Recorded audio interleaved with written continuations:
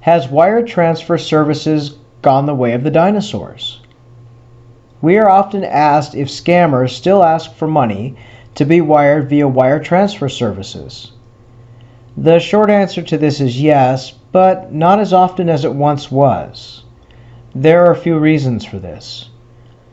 Back in the late 90s, when the internet and online scamming first started, and well into around 2018, scammers would often ask target victims to send them money via wire transfer. The excuses given were the typical ones that are still used today: trapped, arrested, money for a military leave, pay for a prize, or pay for a flight home. Back then, they would tell you to send the money to the agent, commander, or airline booking person and more.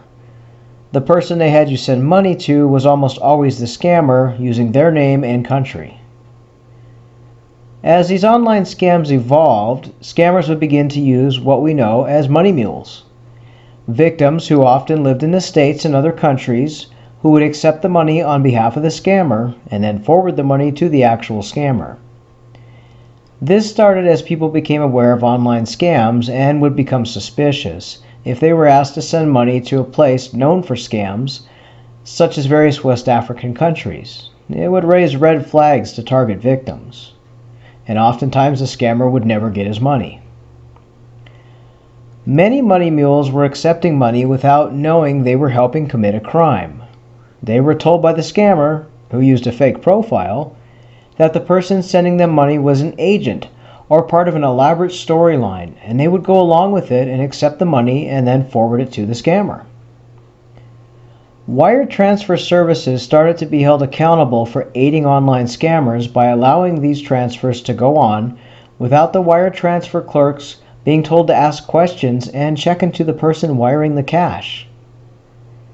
With a major lawsuit and accountability suits being held against wire transfer service companies, they implemented stricter rules for wiring and picking up money, making it harder for scammers to do so and making it harder for the money mules to wire the money or accept money without getting the third degree from employees at these wire transfer services.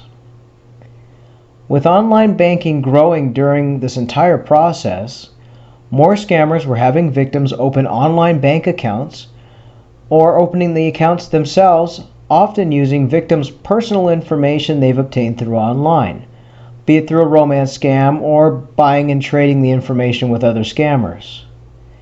Scammers now would ask the victims to wire the money via bank-to-bank transfer, and if the amounts were small, there would be no holdup in doing so. Many times they used the same stories as they did with the wire transfers and just applied it and asked for bank transfers instead. As 2019 rolled around and we witnessed the boom of cryptocurrency, more scammers were using Bitcoin and other online currency as well as gift card requests from victims instead of the old wire transfer. Now that there has been a crackdown on cryptocurrency and paper trails being made for those who transfer, accept, and sell this currency, scammers are looking for new ways to filter funds. We are seeing an increase in scammers creating fake online businesses and websites and then opening bank accounts with their fake company name, or throwing all the requests for cash out the window and are phishing for victims' personal information online so they can open credit card accounts, loans, and more. Keep in mind that as technology evolves and how we trade money changes, the scammers will change with the times. However, it comes down to the basics. Don't send, give, transfer, accept, or agree to give money, gift cards, or your personal information to strangers online. No matter how far we advance in how we deal with money, the advice remains the same. Say no and block the person.